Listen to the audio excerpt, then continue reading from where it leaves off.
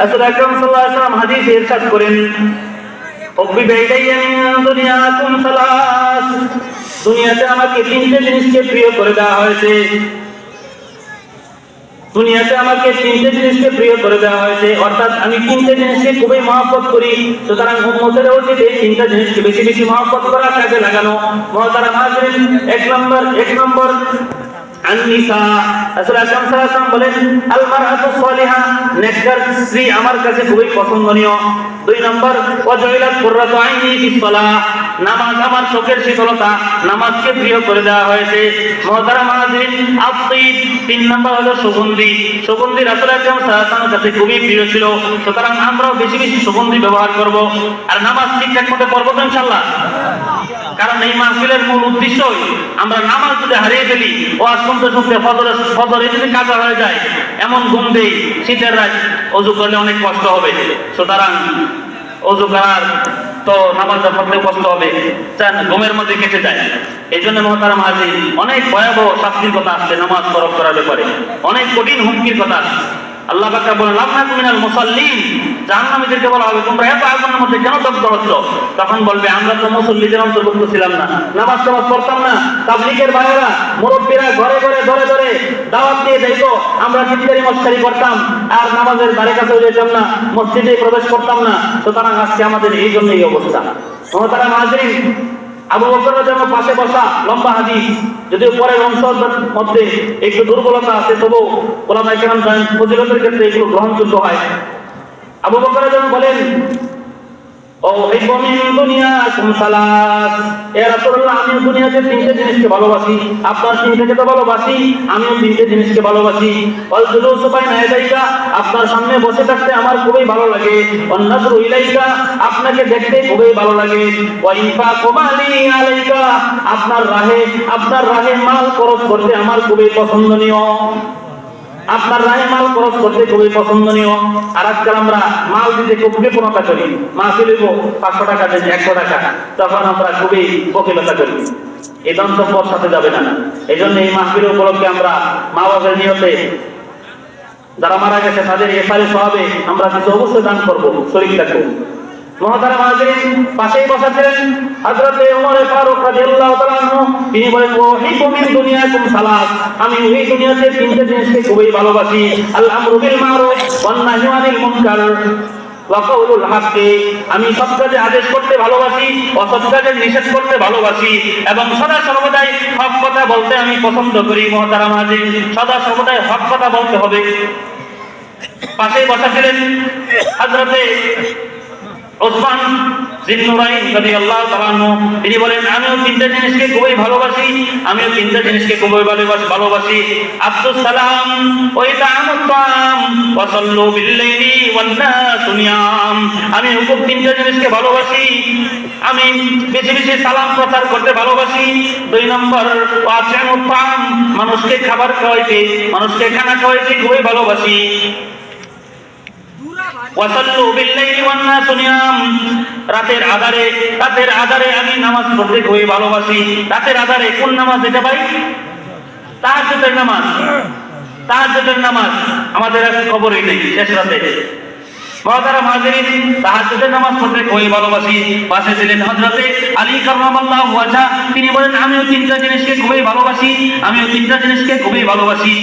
বলেন কি কোন তিনটা জিনিস? হযরতে আলী কাররামাল্লাহু ওয়াজহা বলেন যে আমি তিনটা জিনিসকে ভালোবাসি, ইকরামুদ দাইফ ওয়া সাওমু ফিস সাইফ ওয়া কিতালুল মুশরিকিনা বিস-সাইফ। আমি তিনটা জিনিসকে ভালোবাসি। আমি মুশরিকদের সাথে জিহাদ করতে ভালোবাসি, আমি গ্রীষ্মকালে গরমের দিনে রোজা রাখতে ভালোবাসি, আমি গ্রীষ্মের দিনে রোজা রাখতে ভালোবাসি। ওয়া ইকরামুদ দাইফ, আমি মেহমানদেরকে সম্মান করতে খুবই ভালোবাসি। মুহতারাম হাজিরিন, তৎক্ষণাৎ জিবরাইল আলাইহিস সালাম এসে উপস্থিত। জিবরাইল আলাইহিস সালাম আয়েশা বলেন, আমি তিনটা জিনিসকে খুবই পছন্দ করি ইয়া রাসূলুল্লাহ। কোন তিনটা? আদাউল আমানা ইলাল মুসলিমিন, আদাউর রিসালা, আমি রিসালাতের যে দায়িত্ব আছে, নবীদের কাছে ওহী নিয়ে আসতে আমি খুবই ভালোবাসি। আলহামদুলিল্লাহি রাব্বিল আলামিন, দ্বিতীয় আমি আল্লাহর প্রশংসা করতে খুবই ভালোবাসি। 3 নম্বর ওয়া হুব্বুল মাসাকিন, আমি মিসকিনদেরকে ভালোবাসতে পছন্দ করি, আমি মিসকিনদেরকে খুবই পছন্দ করি, আমি মিসকিনদেরকে আদর করতে খুবই পছন্দ করি। মুহতারাম হাজিরিন, আমরা এইগুলো আমল করব।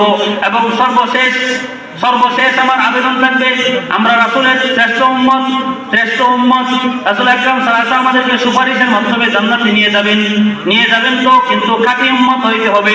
খাঁটি উম্মত। আপনি যদি আওয়ামী লীগ করেন, আওয়ামী লীগের সিল থাকে, আপনি যদি বিএনপি করেন, বিএনপির সিল থাকে, আপনি যদি জনাবে মুহাম্মদুর রাসূলুল্লাহ সাল্লাল্লাহু আলাইহি ওয়াসাল্লামের খাঁটি উম্মত হন, তাহলে আপনারও নিদর্শন থাকতে হবে। রাসূল আকরাম সাল্লাল্লাহু আলাইহি ওয়াসাল্লাম বলেন, কাল কিয়ামতের ময়দানে হাজার লক্ষ কোটি উম্মতের মধ্যে আমার উম্মতকে চিনে ফেলবো মিন আসারিল ওযু, তবতবে সাদা আমার উম্মতের অঙ্গগুলোর মধ্যে, ওযুর অঙ্গগুলোর মধ্যে নূর চমকাইতে থাকবে, তখন আমি উম্মতকে চিনে ফেলবো। সুতরাং এমন অনেক উম্মত আছে যারা দাড়ি কাটে, যারা রাসূলের বিরুদ্ধাচরণ করে, রাসূলকে অবমাননাকর কথা বলে, রাসূলের সুন্নতের পাবন্দী করে না, তাদেরকে কিভাবে রাসূল আকরাম সাল্লাল্লাহু আলাইহি ওয়াসাল্লাম উম্মত হিসেবে স্বীকৃতি দিবেন?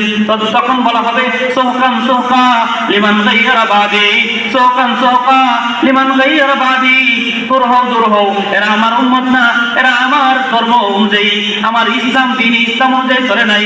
এমন অনেক ভাইরা আছে তারা অমুসলিম, তাদেরকে আমি সর্বশেষ দাওয়াত দিয়ে যাই। মুহতারাম হাজিরিন, একং ব্রহ্মা দ্বিতীয়ং নাস্তি নেহানা নাস্তি কিঞ্চন, তাদের ধর্মগ্রন্থই বলে একং ব্রহ্মা মালিক একজন, নেহানা নাস্তি কিঞ্চন, কিঞ্চিত পরিমাণও দ্বিতীয় কোনো মালিক নাই।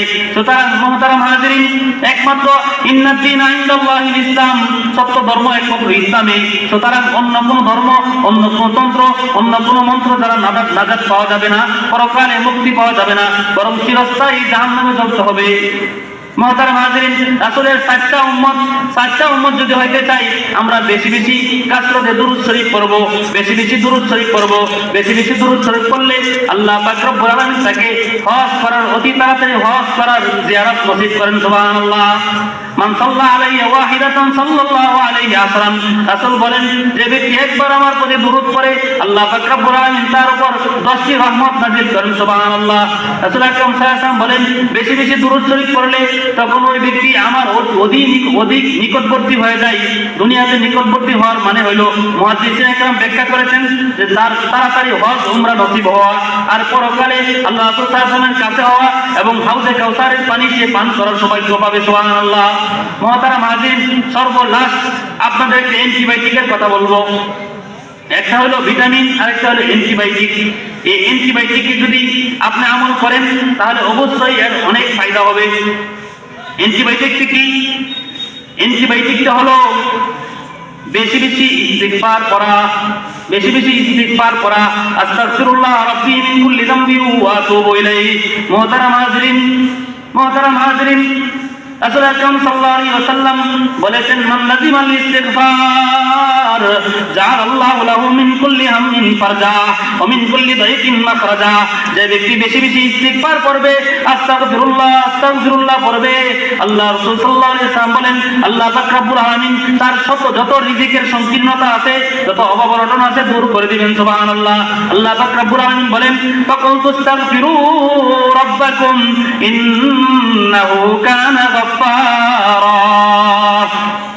আল্লাহ পাক রব্বুল আলামিন বলেন, বেশি ইস্তিগফার করো, ইস্তাগফিরু, বেশি ইস্তিগফার করো। আল্লাহ পাক রব্বুল আলামিন তোমাদের যে গুনাহগুলো আছে দয়া মুছে পরিষ্কার করে দিবেন। সুবহানাল্লাহ।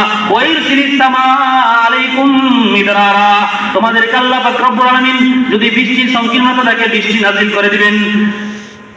আল্লাহ পাক রব্বুল আলামিন আর কি করবেন? ওয়া জাআল লাকুম জান্নাতিন ওয়া জাআল লাকুম, আল্লাহ পাক রব্বুল আলামিন তোমাদেরকে জান্নাতে যাওয়ার ব্যবস্থা করে দিবেন।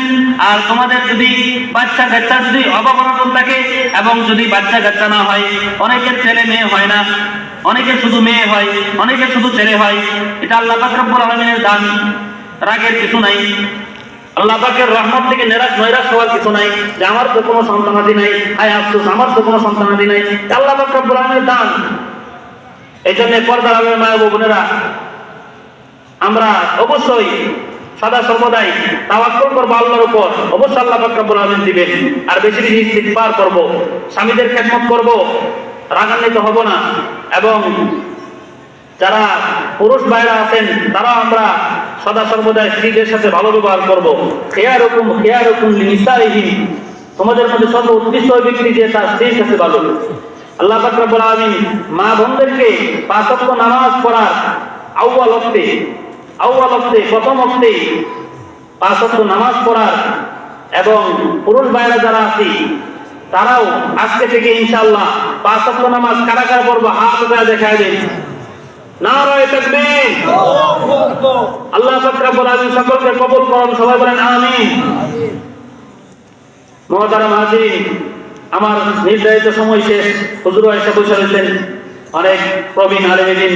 এই জন্য মুহতারাম হাজিরিন, আমার সর্বশেষ কথা এটাই থাকবে যে আমরা যেন কেউ অনর্থক সময় নষ্ট না করা, গুনাহ খাতার মধ্যে লিপ্ত না হয়ে আজকে মাহফিলে সকলে স্বতঃস্ফূর্তভাবে একবারে শুরু থেকে শেষ পর্যন্ত থাকবো। আর আমি যে কয়েকটা কথা বললাম, বিশেষ করে 5 ওয়াক্ত নামাজ, দ্বিতীয় হইল দুরূদ শরীফ বেশি বেশি পড়া, যে কোনো দুরূদ শরীফ হইতে পারে, রাসূলের জিয়ারত স্বপ্নে নসিব হবে ইনশাআল্লাহ, এবং বেশি বেশি ইস্তিগফার করা, এই